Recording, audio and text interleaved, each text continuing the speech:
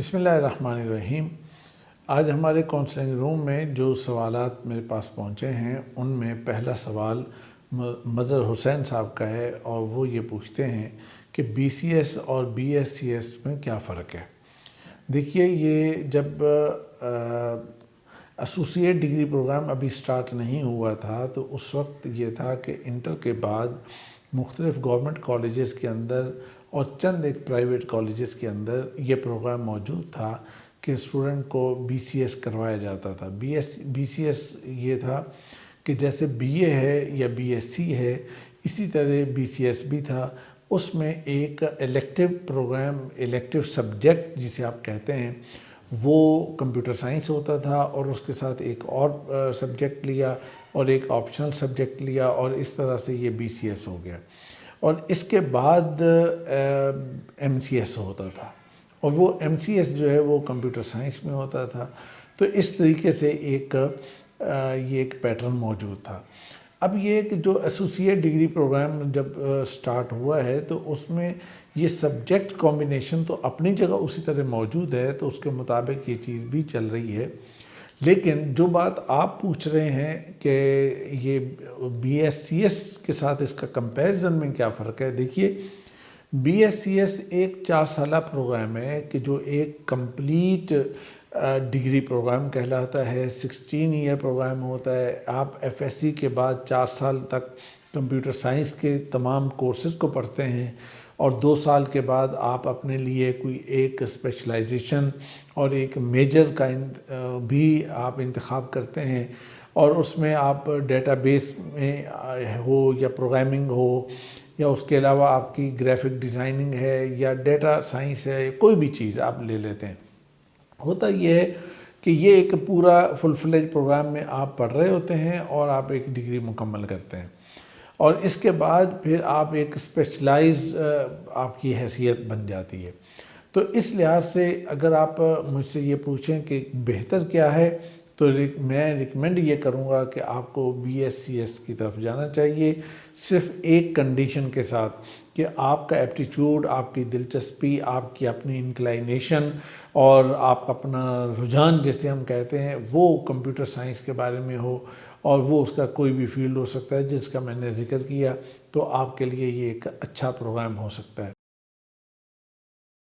اس کے بعد میرے پاس جو اگلا کویسچن ہے وہ ہے جنید کا۔ یہ جنید اسٹوڈنٹ، انہوں نے اپنا سٹی نہیں لکھا، یہ کہتے ہیں کہ میں نے میٹرک ود کمپیوٹر سائنس کیا ہے اور آگے میں پری میڈیکل کی سائڈ پہ جانا چاہتا ہوں، تو کیا یہ میرے لیے پاسبل ہوگا؟ دیکھیں جنید، اصل چیز یہ ہے کہ جب آپ میٹرک میں انٹر ہوتے ہیں 9th کلاس میں، تو اس کے مطابق سبجیکٹس آپ کو پراپر لینے ہوتے ہیں۔ اگر تو آپ نے بائیولوجی پڑھی ہو تو پھر آپ کے پاس تو پھر چانسز یہ سارے موجود ہوتے ہیں کہ آپ بعد میں جس سائڈ پہ بھی آپ جانا چاہیں آپ جا سکتے ہیں، کوئی ایشو نہیں ہوتا۔ لیکن اگر آپ نے بائیولوجی نہیں پڑھی اور کمپیوٹر پڑھا ہے یا کوئی اور سبجیکٹ آپ نے رکھ لیا ہے، تو اس صورت میں پھر آپ کچھ ایسی سائڈ ہوتی ہیں، کچھ ایسے سبجیکٹس ہوتے ہیں، گروپس ہوتے ہیں کہ جن کو آپ جوائن نہیں کر سکتے، اس لیے کہ آپ کا بیک گراؤنڈ نہیں ہوتا، آپ کے پاس جو اس کا بیک گراؤنڈ نالج ہونا چاہیے وہ نالج آپ کے پاس نہیں ہوتا، تو اس لیے پھر آپ جوائن نہیں کر پاتے۔ تو لہٰذا آپ نے اگر میٹرک کمپیوٹر سائنس کے ساتھ کیا ہے